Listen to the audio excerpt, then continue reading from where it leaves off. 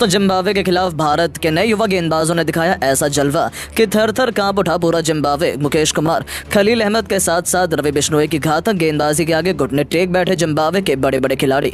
तो आखिर जिम्बाब्वे ने भारत के सामने कितने रनों का लक्ष्य रखा, किस गेंदबाज ने लिए सबसे अधिक विकेट, कैसे जिम्बाब्वे में भी दिखा दिया भारतीय गेंदबाजों का बोलबाला, ये सब कुछ तो हम आपको इस वीडियो में जरूर बताएंगे। लेकिन उससे पहले आपको क्या लगता है, अभिषेक शर्मा, रिंकू सिंह और शुभमन गिल में कौन है सबसे खतरनाक बल्लेबाज? नीचे कमेंट करके जरूर बताइएगा।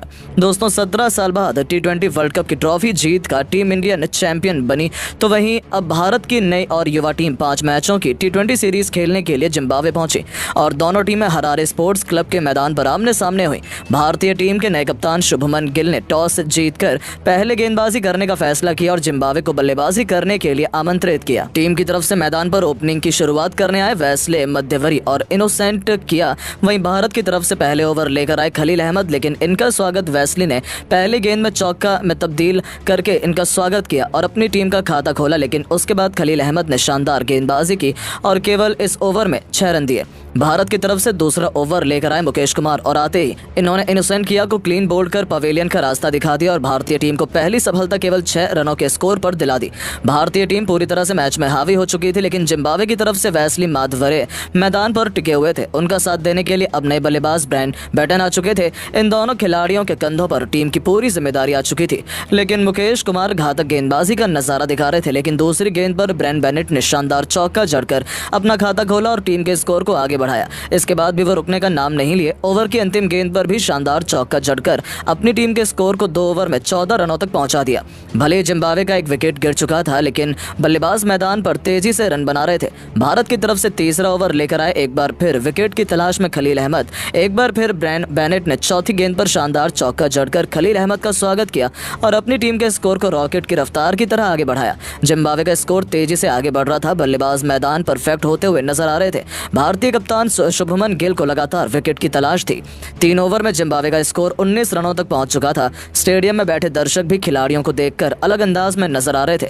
हर कोई अपनी टीम का सपोर्ट कर रहा था। भारत की तरफ से चौथा ओवर लेकर आए एक बार फिर मुकेश कुमार। एक बार फिर अपनी घातक गेंदबाजी का नजारा दिखाना शुरू कर दिया। जिम्बाब्वे के बल्लेबाजों को बिल्कुल भी समझ नहीं आ रहा था। उनके ओवर में खिलाड़ियों को संघर्ष करना पड़ रहा था। बल्लेबाज अपना विकेट गंवाने से बाल बाल बच रहे थे। मुकेश कुमार की गेंद आग उगल रही थी। दोनों खिलाड़ियों को सिंगल से संतुष्ट होना पड़ रहा था। जिम्बाब्वे का स्कोर इस ओवर में दब चुका था। मुकेश कुमार पूरी तरह से अपने शिकंजे में खिलाड़ियों को कसकर रखे हुए थे। इस ओवर में मुकेश कुमार ने केवल 4 रन दिए, यानी कि जिम्बाब्वे का स्कोर 4 ओवर में बड़ी मुश्किल से 23 रनों तक पहुंच पाया। भारत की तरफ से 5वां ओवर लेकर आए एक बार फिर खलील अहमद, लेकिन इनका स्वागत पहले गेंद पर ब्रैंड बेनेट ने शानदार चौका लगाकर किया। लेकिन इसके बाद भी इनका बल्ला रुकने का नाम नहीं लिया। दूसरी गेंद को भी चौके में तब्दील कर खलील अहमद की जमकर कुटाई कर दी और अपनी टीम के स्कोर को रॉकेट की रफ्तार की तरह आगे बढ़ा दिया। वहीं 5वीं गेंद पर वेस्ले, माधवरे ने शानदार चौका जड़ा और इसके बाद भी वो रुके नहीं।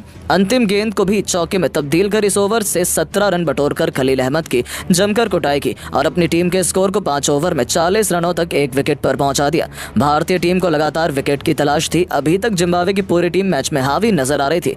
जिम्बाब्वे के बल्लेबाज अपना प्रचंड रूप अपना चुके थे। हर गेंदबाजों की जमकर कुटाई कर रहे थे। लेकिन तभी कप्तान शुभमन गिल ने पावर प्ले का अंतिम ओवर मुगल फेंकने के लिए विकेट की तलाश में गेंद रवि बिश्नोई को थमाई और रवि बिश्नोई आते ही शुभमन गिल के भरोसे पर खरे उतरे। ओवर की पहली गेंद पर ब्रैंड बेनेट को क्लीन बोल्ड कर पवेलियन का रास्ता दिखा दिया और भारतीय टीम को दूसरी सफलता केवल 40 रनों के स्कोर पर दिला दी। ब्रैंड बेनेट अपनी टीम के लिए 23 रन बनाकर पवेलियन लौट गए। मैच में भारतीय टीम की वापसी एक बार फिर नजर आने लगी, लेकिन वेस्ली अभी भी मैदान पर टिके हुए थे। इनका साथ देने के लिए मैदान पर जिम्बाब्वे के कप्तान सिकंदर रजा आ चुके थे। अब इन दोनों खिलाड़ियों के कंधों पर पूरी जिम्मेदारी आ चुकी थी। जिम्बाब्वे के फैंस इन दोनों खिलाड़ियों से काफी उम्मीद इनको थी, लेकिन रवि बिश्नोई की जादू के आगे ये दोनों बल्लेबाज भी रन बनाने में असफल नजर आ रहे थे।